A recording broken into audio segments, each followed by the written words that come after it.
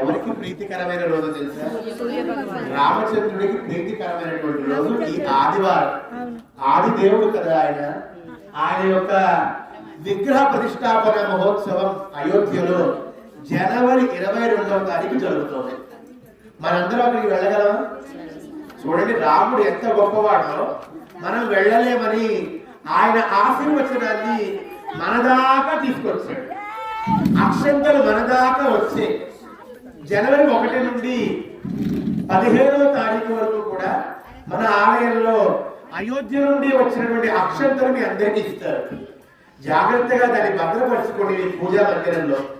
22 సాయంకాలం ప్రతి ఒక్కళ్ళు 5 దీపాలను వెలిగించి రాముడు మన చెంతకు వచ్చాడు అనేటువంటి ఆనందాన్ని వ్యక్తపరుస్తూ ఆ దీపాలను స్వామికి సమర్పించి ఆయన అనుగ్రహంగా ఆ అక్షంతల్ని